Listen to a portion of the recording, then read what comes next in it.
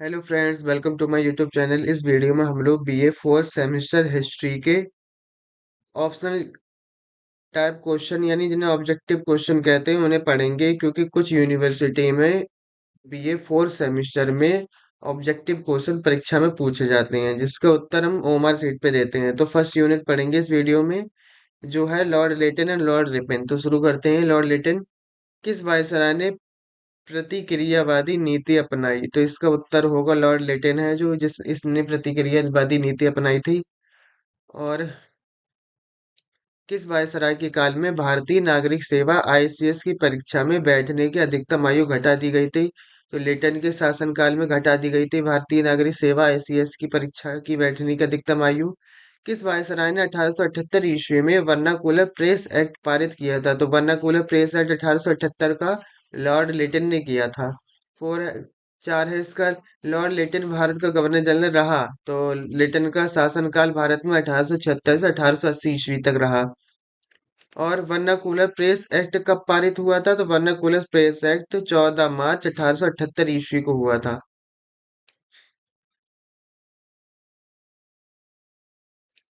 किस गवर्नर के शासनकाल में छह है किस गवर्नर के शासनकाल में दिल्ली दरबार का आयोजन किया गया? तो लेटन के शासनकाल में दिल्ली दरबार का आयोजन हुआ था। लॉर्ड लिटन के किस कार्य ने भारत में राष्ट्रीय चेतना जागृत की थी? लिटन के किस कार्य ने? तो उसने वर्नाकुलर प्रेस एक्ट लाया, वह आर्म्स एक्ट लाया। द्वितीय अफगान युद्ध भी उसी के समय हुआ था। आर्म्स एक्ट का मतलब है उसने भारतीयों को शस्त्र रखने के लिए क्या लाइसेंस प्रणाली व्यवस्था उसने शुरू कर दी थी, कि अगर आपको जैसे हथियार वगैरह रखने हैं तो उसके लिए लाइसेंस लाइसेंस रखना होगा। तो उपयुक्त सभी इसका उत्तर होगा। लॉर्ड लिटन के काल में दिल्ली दरबार का आयोजन कब हुआ था? तो लॉर्ड लिटन के दरबार में 1 जनवरी 1877 ईस्वी को दिल्ली दरबार का आयोजन किया गया था। किसने 1876 ईस्वी में गवर्नर जनरल का पद स्वीकार करते हुए माना कि यह एक बहुत ऊंचा और महान आदेश था, जिसको अस्वीकार करना कर्तव्य से विमुख होना है? यह सब किसने कहा है? लॉर्ड लिटन ने कहा है। 10 है, मुंह बंद करने वाला अधिनियम किस कानून को माना जाता है? तो 1878 ईस्वी को वर्नाकुलर प्रेस जो एक्ट पारित हुआ था उसे मुंह बंद करने वाला अधिनियम भी कहते हैं। किस कमीशन की अकाल रिपोर्ट को मील का पत्थर माना जाता है? तो स्ट्रेची कमीशन ने अकाल रिपोर्ट को प्रस्तुत किया था, इसे मील का पत्थर माना जाता है। 12वां है, किस व्यक्ति ने गृह सरकार को गुप्त संदेश भेजा कि भारत में जो देसी समाचार पत्र उनके माध्यम है उनके द्वारा जो खबरें छापी जा रही हैं वे विद्रोह को बढ़ावा दे रही हैं? ये सब लॉर्ड लिटन के गृह सरकार ने भेजा था। लॉर्ड लिटन ने गृह सरकार को गुप्त संदेश भेजा था। 13 है, किस वायसराय को ओवन मेरिडिथ नाम से जाना जाता है? तो ओवन मेरिडिथ लिटन को कहते हैं। 14 है, 1876 से 78 ईस्वी में पड़े अकाल पर किसकी अध्यक्षता में अकाल आयोग की स्थापना हुई थी? तो रिचर्ड स्ट्रेची की अध्यक्षता में अकाल आयोग की स्थापना हुई थी। अध्यक्षता में प्रथम अकाल आयोग की स्थापना किस वायसराय ने की? तो इसका उत्तर होगा प्रथम अकाल आयोग की स्थापना लिटन के शासनकाल में हुई थी और इसी ने की थी। प्रथम दिल्ली दरबार कब लगाया गया? तो प्रथम दिल्ली दरबार 1 जनवरी 1877 ईस्वी को लगाया गया था। 17 है, सिविल सेवा परीक्षा की आयु 21 वर्ष से घटाकर 19 वर्ष किस वायसराय ने की थी? तो लॉर्ड लिटन ने। इसका उत्तर होगा लिटन ने। 1878 से 80 के बीच द्वितीय अफगान युद्ध किस वायसराय के कार्यकाल में हुआ था? तो वह लिटन के कार्यकाल में हुआ था। 19 है, लिटन को सफलता नहीं मिली, उसने तलवार से युद्ध किया लेकिन उसके पास ढाल नहीं थी। इसका अंत में उसे मूल्य चुकाना पड़ा। किसका कथन है? किसने इसके बारे में कहा है लिटन के बारे में? ये एस गोपाल ने कहा है। 20 है, किस ब्रिटिश प्रधानमंत्री ने लॉर्ड लिटन को भारत का वायसराय बनाया था? तो ब्रिटिश प्रधानमंत्री उस समय कौन थे? डिज़रायली थे। The last tempest to India पुस्तक किस वायसराय ने लिखी है? लिटन ने लिखी है। 22 है, no life and movements in valley of India किस वायसराय ने लिखी है पुस्तक? लॉर्ड लिटन ने लिखी है। 23 है, भारतीय नरेशों से नमक बनाने का अधिकार छीनकर केंद्र सरकार के हवाले किस वायसराय ने किया? लॉर्ड लिटन ने। गिरोह अधिनियम किसे कहा जाता है वर्नाकुलर प्रेस एक्ट को? इसे मुंहबंद करने वाला अधिनियम भी कहते हैं, गिरोह अधिनियम भी कहा जाता है इसे। भारतीय नरेशों से किस अधिनियम को सुरेंद्रनाथ बनर्जी ने आकाशीय वज्रपात की संज्ञा दी थी? तो वर्नाकुलर प्रेस एक्ट को सुरेंद्रनाथ बनर्जी ने आकाशीय वज्रपात कहा है। लॉर्ड लिटन ने शस्त्र अधिनियम 1878 को ब्रिटिश संसद द्वारा पारित किस अधिनियम के अनुसार लागू किया था? 11वें अधिनियम के अनुसार। इसे ही आर्म्स एक्ट कहते हैं। लॉर्ड लिटन ने बिना लाइसेंस शस्त्र रखने पर कितने वर्ष का कारावास देने का प्रावधान रखा था? तो उस समय 7 वर्ष का कारावास देने का प्रावधान था। 7 वर्ष। 28 लॉर्ड लिटन ने किस चार्टर एक्ट द्वारा भारतीयों को बिना किसी भेदभाव के योग्यता के आधार पर उच्च पदों पर नियुक्ति की सुविधा प्रदान की थी? तो 1833 ईस्वी के।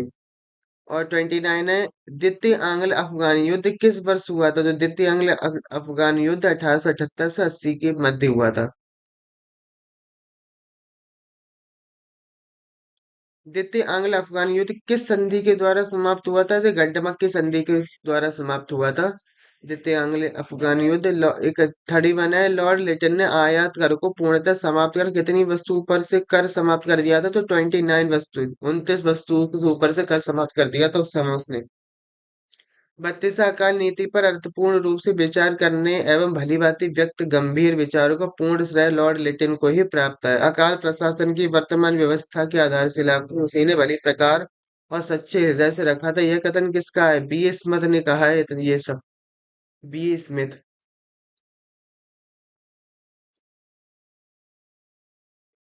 33 है, द्वितीय आंग्ल अफगान युद्ध कब आरंभ हुआ था? तो ये 21 नवंबर 1878 ईस्वी को हुआ था। गंडमक की संधि के उपरांत किसने कहा था कि जिस प्रकार शेर अली को पीटा है उससे अफगान लोग हमारा और भी आदर करेंगे? तो यह सब लिटन ने कहा था। 35 है, मुस्लिम एंग्लो प्राच्य महाविद्यालय की स्थापना किस वायसराय ने की थी? तो यह लॉर्ड लिटन ने की थी। वैधानिक सिविल सेवा की स्थापना किस वायसराय के कार्यकाल में हुई थी? तो यह लिटन के कार्यकाल में हुई थी, वैधानिक सिविल सेवा की स्थापना। लॉर्ड लिटन का जन्म कब हुआ था? तो इसका जन्म 8 नवंबर 1831 ईस्वी को हुआ था। 38 है, लॉर्ड लिटन का जन्म कहाँ हुआ था? इसका जन्म इंग्लैंड और लंदन में हुआ था, इंग्लैंड लंदन में, जिसे लंदन कहते हैं अब। 39 है, लॉर्ड लिटन की मृत्यु कब हुई थी? तो इसकी मृत्यु 24 नवंबर 1891 ईस्वी को हुई थी। लॉर्ड लिटन की मृत्यु कहाँ हुई थी? पेरिस में, पेरिस में मृत्यु हुई थी। किस वायसराय के कार्यकाल में शस्त्र अधिनियम पारित किया गया? तो लिटन के शासनकाल में सशस्त्र नियम पारित किया था। किस समाचार पत्र ने वर्नाकुलर प्रेस एक्ट का समर्थन किया था? तो पायनियर ने वर्नाकुलर प्रेस एक्ट का समर्थन किया था, समाचार पत्र। किस अधिनियम के कारण अमृत बाजार पत्रिका ने अपना प्रकाशन हिंदी से अंग्रेजी में कर दिया था? तो वर्नाकुलर प्रेस एक्ट के कारण इसने अपनी भाषा हिंदी से अंग्रेजी में कर दी थी। अब ये सब हो गए लिटन के। अब हम रिपन के बारे में पढ़ेंगे। किस वायसराय ने भारतीय जनता की भलाई के लिए कदम उठाए थे? तो लॉर्ड रिपन ने भारतीय जनता की भलाई में कदम उठाए। स्थानीय स्वशासन का जनक, ये बहुत बार पूछा जाता है, स्थानीय स्वशासन का जनक किसे कहा जाता है? लॉर्ड रिपन को। किसके समय में इल्बर्ट बिल विवाद हुआ था? तो इल्बर्ट बिल विवाद लॉर्ड रिपन के शासनकाल में हुआ था। लॉर्ड रिपन भारत का गवर्नर जनरल रहा था। इसका शासनकाल 1880 से 1884 ईस्वी है। हंटर आयोग का गठन किस गवर्नर जनरल द्वारा किया गया? यह भी लॉर्ड रिपन द्वारा हंटर आयोग का गठन किया गया था। 6 है, इल्बर्ट बिल किस गवर्नर जनरल के कार्यकाल में प्रस्तुत किया था? तो लॉर्ड रिपन के कार्यकाल में प्रस्तुत हुआ था ये। फ्लोरेंस नाइटिंगेल ने किस गवर्नर जनरल को भारत के उद्धारक की संज्ञा दी है? तो फ्लोरेंस नाइटिंगेल ने भारत के उद्धारक को संज्ञा लॉर्ड रिपन को दी है। द ड्यूटी ऑफ एज किसकी पुस्तक है? Duty of age lord Ripon की पुस्तक है। 9 है, लॉर्ड रिपन को भारत को उद्धारक की संज्ञा किसने दी थी? तो लॉर्ड फ्लोरेंस नाइटिंगेल हो जाएंगे ये। 10 है, भारत की प्रथम वास्तविक जनगणना कब हुई थी? तो प्रथम जनगणना 1881 ईस्वी में रिपन के शासनकाल में हुई थी। भारत की प्रथम वास्तविक जनगणना जनगणना किसके कार्यकाल में हुई थी? Lord Ripon. 12 है प्रथम फैक्ट्री अधिनियम कब पारित हुआ था? तो प्रथम फैक्ट्री अधिनियम 1881 ईस्वी में पारित हुआ था, रिपन के शासनकाल में। प्रथम फैक्ट्री अधिनियम किसके कार्यकाल में पारित हुआ था? लॉर्ड रिपन के। 14 है किस विवाद के कारण रिपन ने अपना कार्यकाल पूर्ण होने से पूर्व ही त्याग पत्र दे दिया था? तो एल्बर्ट बिल विवाद के कारण इसने अपना त्याग पत्र दे दिया। नगर पालिकाओं का गठन किस वायसराय ने किया था? नगर पालिकाओं का गठन लॉर्ड रिपन ने किया था। अकाल संहिता कब तैयार की गई थी? तो अकाल संहिता 1883 ईस्वी में की गई थी। 17 है अकाल संहिता किस वायसराय के कार्यकाल में बनी? ये लॉर्ड रिपन के कार्यकाल में बनी थी। लॉर्ड रिपन का कार्यकाल था 1880 से 1884। कुछ बहुविकल्पी इसमें दोबारा भी आ गए हैं। आधुनिक भारत के इतिहास में किस वायसराय का कार्यकाल स्वर्ण युग का आरंभ माना जाता है? तो लॉर्ड रिपन का कार्यकाल माना जाता है स्वर्ण युग का आरंभ। लॉर्ड रिपन की मृत्यु किस वर्ष हुई थी? तो इसकी मृत्यु सन 1909 में हुई थी। 21 है लॉर्ड रिपन की मृत्यु कितने वर्ष की आयु में हुई थी? तो इसकी मृत्यु 81 वर्ष की आयु में हुई थी। लॉर्ड रिपन का जन्म कब हुआ था? तो इसका जन्म 24 अक्टूबर 1827 ईस्वी को हुआ था। किस वायसराय का कथन है कि मेरा मूल्यांकन मेरे कार्यों से करना, शब्दों से नहीं? तो यह सब किसने कहा है? लॉर्ड रिपन ने कहा है। 24 है किस वायसराय के शासनकाल को संवैधानिक सुधारों का काल कहा जाता है? तो लॉर्ड रिपन के शासनकाल को संवैधानिक सुधारों का काल कहा जाता है। 25 ब्रिटेन के किस प्रधानमंत्री ने लॉर्ड रिपन को भारत का वायसराय नियुक्त किया था? तो ग्लैडस्टोन ने किया था।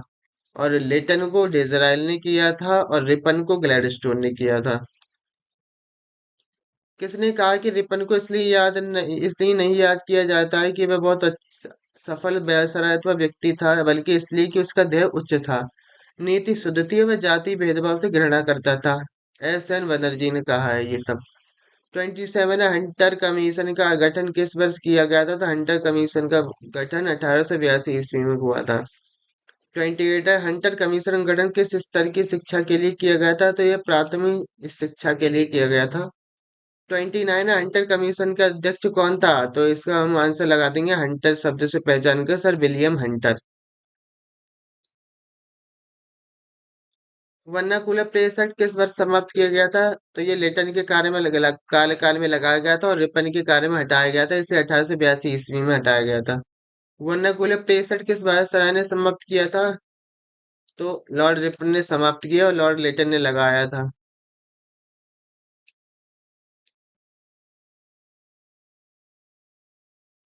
लगाया था इसने। किस वायसराय ने नमक कर को कम किया था? तो लॉर्ड रिपन ने नमक कर को कम कर दिया था। लॉर्ड रिपन द्वारा स्थापित स्थानीय स्वशासन कितनी इकाइयों में विभाजित था? तो इसका स्थानीय स्वशासन 3 इकाइयों में विभाजित था। ग्राम, प्रांत में था और एक और मुझे याद नहीं है। लॉर्ड रिपन द्वारा स्थापित स्थानीय स्वशासन कौन सा रूप था? तो इसमें उपयुक्त सभी आएगा। इसमें नागरिक क्षेत्र में तालुका बोर्ड भी था, नगरों में म्युनिसिपल बोर्ड भी था, जिलों में जिला बोर्ड भी था। एल्बर्ट बिल किसके सुझाव से लॉर्ड रिपन द्वारा पारित किया गया था? तो सर इसी एल्बर्ट के द्वारा। एल्बर्ट एल्बर्ट से पहचान सकते हैं हम इसको। 36 है रिपन के संबंध में किसने कहा है कि उसने भारत के खो जाने का द्वार खोल दिया है? तो अर्नाल्ड वाइट ने कहा है।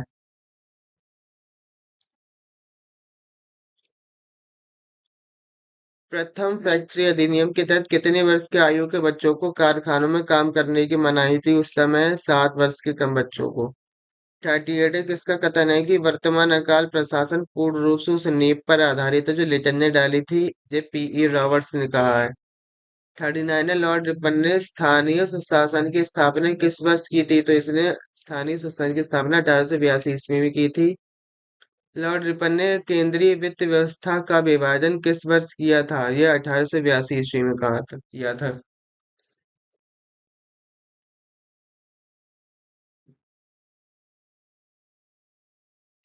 अब एक ये है लॉर्ड लिटन ने किस वर्ष मैसूर राज्य को उसके पुराने शासक को वापस दिया? 1881 ईस्वी में। किस वायसराय के विषय में अर्नल्ड वाइट ने कहा है कि उसने भारत के खो जाने के द्वार खोल दिया? लॉर्ड रिपन के बारे में। तो आज की वीडियो हम लोग यहीं समाप्त करेंगे। इस वीडियो में हमने बी 4 सेमेस्टर की यूनिट 1 के क्वेश्चन पढ़े थे ऑब्जेक्टिव। तो आज की वीडियो हम लोग यहीं समाप्त करते हैं। चैनल को सब्सक्राइब और वीडियो को लाइक करें। धन्यवाद।